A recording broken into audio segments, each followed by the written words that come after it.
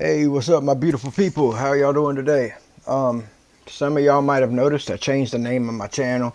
I was talking to a couple of friends of mine, and one of them in particular, he said, you know, I would change it to the one I've got it at now. I've done electrical work about 20 since 1998, so it's right going on 30 years now. God, I'm getting old. Wow. Anyhow, a couple years ago, I cut my thumb off, and that's why I'm called Nubs. So, anyhow, this right here is the man, the myth, the legend, the fat electrician. World War Tree. Operation Paul Bunyan. Let's go ahead and get into it, guys, and learn some stuff. It's an amazing storyteller. North Korea told America that we couldn't trim a tree, and America was legitimately ready to start World War III about it. World War Tree, if you will. Today we're talking about the Korean axe murder incident and America's response to that incident, Operation Paul Bunyan. But first, this video is brought to you by the two biggest sponsors of the channel. We've got Zydax custom gaming PCs, computers built right here in America with American-made tech support, and they have a lifetime warranty. They can build you anything you want to any spec you want, but also they have some that are already pre-built and ready to ship. And then, of course, my favorite sporting goods store, Shields. They've got over 30 amazing retail locations all across the United States. But if you don't live in South Korean leadership would meet in a small village.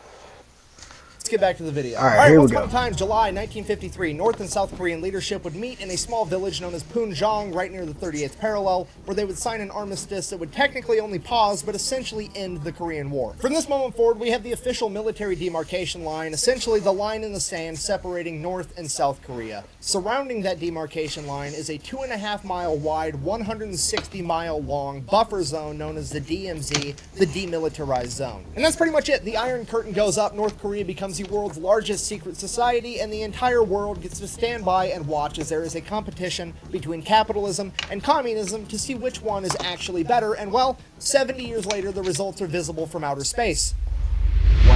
Wow. Wait, let me guess. You're going to say that's not real communism. Well, I'll tell you what. Every time anything bad happens under capitalism, I'm just going to respond by saying, oh, well, that's not real capitalism. How about that? Yeah, that's what I thought. Anyways, that village where the treaty was signed would go on to become the JSA, or the Joint. See, it's simple things like that that just makes it where everything he says sticks in my head. So, yeah, it's not real capitalism there. Security area, and in theory this was supposed to be the only point where North and South Korean forces could intermingle. The North Koreans could pass the armistice line into South Korea, and vice versa, provided everybody stayed within the confines of this particular village. Obviously, the point of having a place like this was so that everybody could have a place to exchange prisoners, have peace talks, what have you, but naturally the intermingling of North Korean and UN forces over the course of time would lead to a bunch of fights breaking out. Luckily, they foresaw this coming, and there was very strict rules about having firearms inside of the JSA, and generally speaking, nobody really ever had them on them. Despite that, there was so many skirmishes so often that the UN would try to get North Korea to agree that they should still abide by the demarcation line. North Koreans stay on their half of the JSA, and South Korean and UN forces stay on their half of the JSA. North Korea consistently refused. And that's all the background info you need, so fast forward. Imagine that. North Korea just refused. August 6, 1976, inside the JSA there's a bridge. That bridge is called the Bridge of No Return because once you cross that bridge, you not only cross the military demarcation line, but you also cross the border to the JSA, meaning that you are now inside of North Korea, hence the name, the Bridge of No Return. As you can see here on the JSA side of the bridge, there is military checkpoint 3. As I'm sure you can imagine, that's very important because, well, if the North Koreans are going to attack, they're probably going to incorporate that bridge somehow. Exactly. I mean, that's one of the only ways to get across. They've got a military observation post right there. If the North Koreans are coming, they're going to send off the warning. Next thing you know, all of America knows that you're here.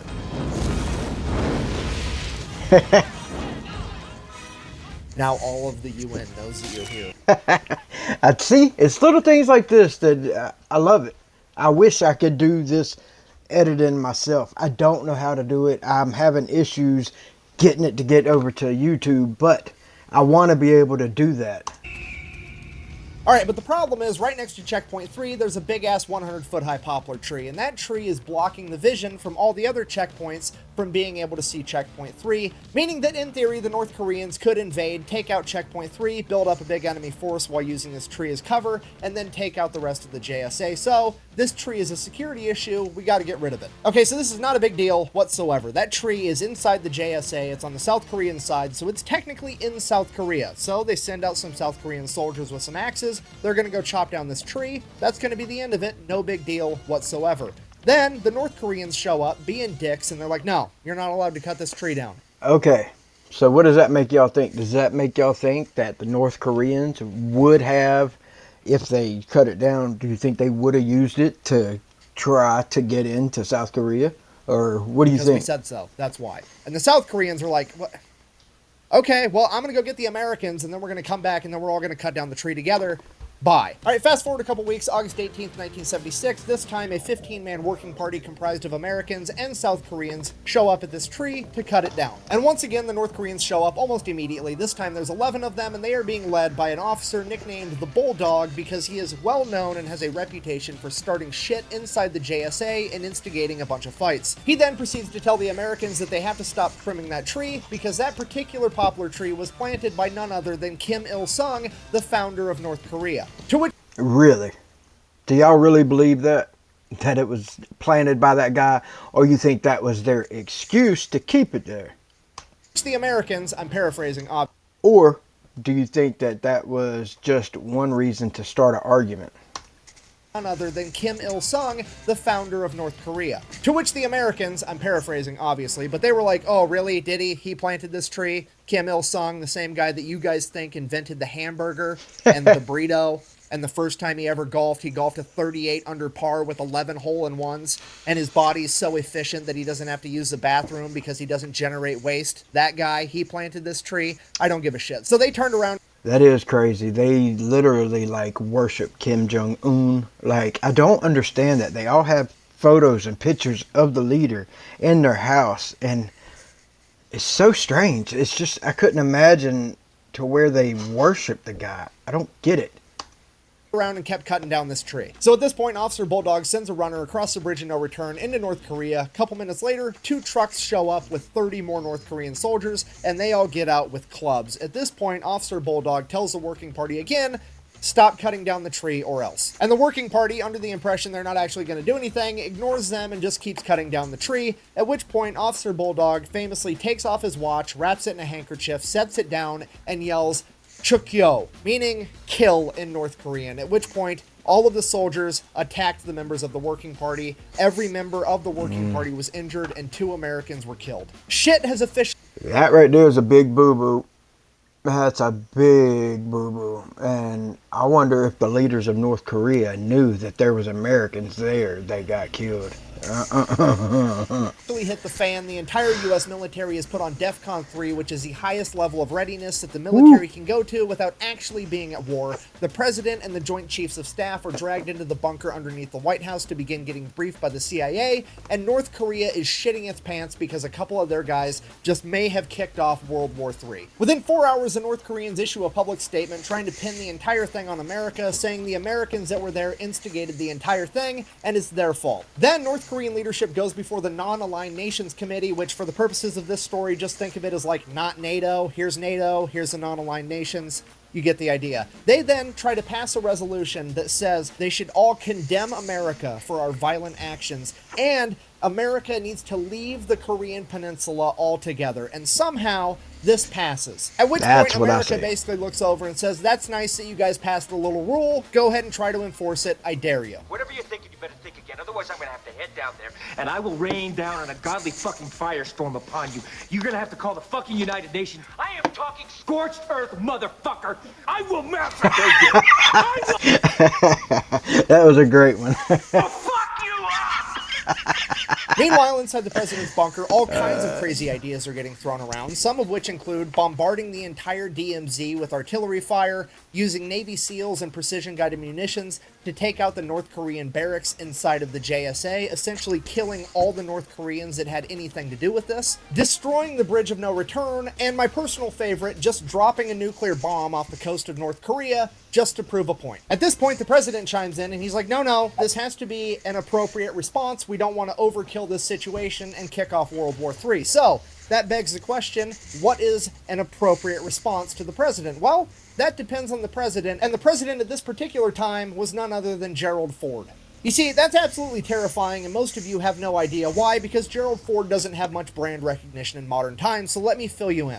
Gerald Ford played college football at the University of Michigan and had offers to go to the NFL from the Lions and the Green Bay Packers, and turned both of them down because he wanted to be a boxing coach at Yale before he went into law school to become a politician. Somewhere along the way, this guy becomes friends with Richard Nixon. Fast forward, he's ready to retire. His friend Richard Nixon is the president of the United States, and Richard Nixon's vice president, Spiro Agnew, gets accused of taking bribes and has to step down as vice president. At which point, Nixon calls up his old buddy and is like, hey, will you fill in as VP for me? So Gerald Ford, not wanting to let down his buddy, is like, sure, absolutely, I'll come be the vice president. So he serves as VP for a little bit, and then Watergate happens, Richard Nixon gets impeached, and Gerald Ford becomes the 38th president of the United States and the only president in American history that was never elected as VP or the president. And the first thing he does as president is he gives a presidential pardon to his buddy Richard Nixon, who just got impeached, so he can't go to prison. And this pisses off absolutely everybody. Left, right, middle, doesn't matter. Everybody is furious with Gerald Ford over this. There is a 0% chance that he is ever going to get reelected right out of the gate. All right, so just so we're all on the same page, President Gerald Ford, your traditional football playing, boxing, manly man that didn't want the job as president in the first place and has zero hopes of ever getting reelected, as well as having a history of being willing to sacrifice his personal image and the future of his career just to help out the homies. And we're going to find out what this man deems as an appropriate response. But one thing's for certain, and it is that poplar tree is absolutely coming down. Fast forward 3 days later, August 21st, 7 a.m., a bunch of American and South Korean vehicles roll into the JSA, and Operation Paul Bunyan would officially begin. Inside of those vehicles, there is a 16-man tree trimming crew, and they are being escorted by 2 platoons of American grunts, roughly 60 guys, all carrying axe handles and pistols, ready to teach the North Koreans a lesson if they decide they want to try to stop them again. Now, is there supposed to be 60 guys in the JSA carrying firearms? No, but they're just carrying pistols. It's the smallest I mean, think about it. What happened last time? gun Uncle Sam has to offer because America is trying very, very hard to be appropriate. Also, they brought a tank, which as you can see is basically a really small tank with a snowplow on the front and an enormous gun. That's huge. It's average, okay? Okay, even if it is a little bit on the smaller side of average. A single grain of rice can tip the scale. And if that wasn't enough, they're also being backed up by 64 Black Berets, the South Korean Special Forces guys, one of which would actually go on to be the president of South Korea, Moon Jae-in. Okay, here's the deal with the Black Berets. As a minimum requirement, every single one of them has to be a black belt in Taekwondo, and I know what you're thinking. My nephew got a black belt in Taekwondo from the YMCA when he was like 13 years old. Big deal, okay? I realize it's the same word. Trust me, it's not the same thing. These guys could kick the shit out of your nephew. Oh, I wouldn't doubt it. I wouldn't doubt it not one bit. Can't karate chop a bullet, though. That's for sure.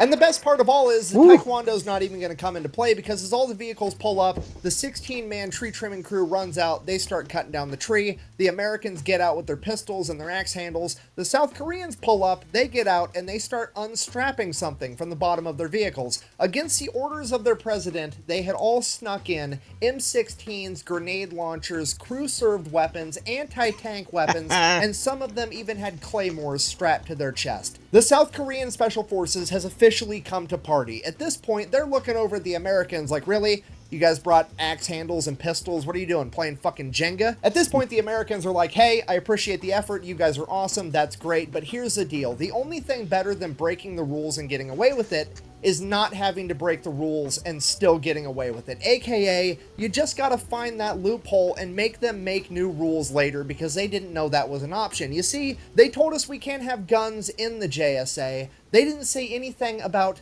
above the JSA. Because circling overhead, there is 20 Huey utility helicopters, and on those Oh, they fucked up. Yeah. They come ready this time, son.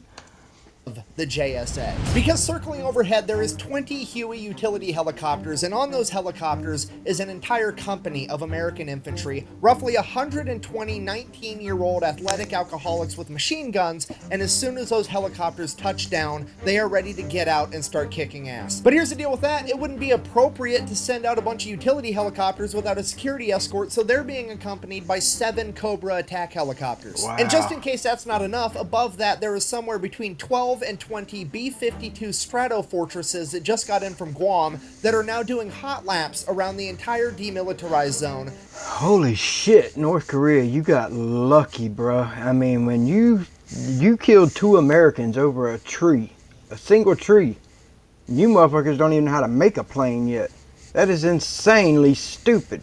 Each of which is carrying like 70,000 pounds worth of bombs, some of which were allegedly nuclear warheads. In addition to that, there's an entire fighter squadron of American F-4 Phantoms that just got in from Okinawa, and a bunch of South Korean F-5s, as well as a bunch of American F-111s that just got in from Idaho. In addition to that, there's roughly 10,000 troops on standby just inside the South Korean border, ready to run in if they're needed, and on top of that, there's another 12,000 troops already en route to South. Bruh. America, you just might as well go ahead and build a house while they're there. They're just seriously pulling up. Like what? What are you going to do? There's nothing you can do. You're about to get put into the earth. South Korea, just in case. Oh, and now the USS Midway, a fucking aircraft carrier, and her entire security detail are parked off the North Korean coast. And all of this was done in the span of 3 days. America has probably just conducted the greatest showing of force ever, and turned this poplar tree into the largest game of fuck around and find out in human history. Cut back to the man on the ground. Operation Paul Bunyan has been going on for approximately 5 minutes. The 5 longest minutes in human history of an entire army watching 16 dudes trim a tree, and not a single sign of a North Korean anywhere. Which is really weird. Normally they would have been here by now. What is going on? At this point, the American leadership comes to the They figured they didn't want the smoke. They said, nah, we're good. We don't want no smoke. No smoke. realization that the North Koreans know exactly what's going on. There's a 0% chance that they don't, and they have decided that their best option is to not show up at all, and then later on they're going to play it off like they had no idea the entire thing actually happened, making it appear as though America's show of force was not that big of a deal. At this point, the American leadership takes a deep breath, and they're like, okay, we have to keep this appropriate. We're the bigger people in this. That's a great PR move by the North Koreans. Yeah. Doesn't matter. We know what we did. We know what we accomplished. And that should be enough. I'm just kidding. The American leadership immediately sent a transmission to the North Koreans telling them that they were there for, and I quote, to finish the work left unfinished. Now, the North Korean frontline communications just go absolutely nuts. We know this because American intelligence was monitoring their frontline communications, and one of the intel analysts that was listening said, and I quote, "This move blew their fucking minds." At this point, the North Koreans are absolutely terrified, but they have to do something because they've got way too much pride not to. So, all of the North Korean troops in the immediate area are ordered to go to the Bridge of No Return. Within a matter of minutes, a bunch of trucks pull up on the other side of the Bridge of No Return, and 150 North Korean soldiers get out, and they proceed to stand there and watch silently for what I presume to be the longest 35 minutes of their entire lives as they watch the Americans finish cutting down this tree. You know, probably every one of them was sitting there praying, like, please don't let these planes start letting loose, and don't let someone mess up and shoot a bullet, because it's going to pop off and we ain't got a chance. And if they thought they had a chance, they were truly high on something. And if I'm not mistaken, North Korea is truly against drugs. But then again, I don't know. They're so broke they can't eat. So, and I hate it for them, but that's what you get when you do communism, I guess, right? And that's pretty much it. The Americans finished trimming this tree. They left a big ass stump there, so the North Koreans never ever forgot about it. And then once that stump rotted away, they put a plaque there in honor of the two soldiers that lost their lives, Lieutenant Mark Barrett and Captain Arthur Boniface. North Korea was then also ordered to pay reparations to their family members. In addition to that, the North Koreans issued a statement saying the entire situation was regrettable, which according to the experts is the closest thing to an apology that you will ever get out of the North Koreans. And then to absolutely everybody's surprise, on August 25th, the North Koreans come back to the negotiating table and they're like, hey, remember that idea you guys have had for like the last 20 years where you wanted to split the JSA in half to separate North and South Korean forces so a bunch of dumb shit didn't happen? Yeah, we think we'd finally like to do that. So yeah, in conclusion, I guess, this has been the story about how World War III almost got started by a tree. Thank you for watching. Best way to support the channel is go buy some merch over at thefatelectrician.com. Quack bang, out. Well, there you go, guys. That's it for that one. That was very interesting. It was amazing. Go check out Fat Electrician, and if you would, like and subscribe. Help me get this channel up. I hope you're all doing great and have a blessed night. Take it easy, guys.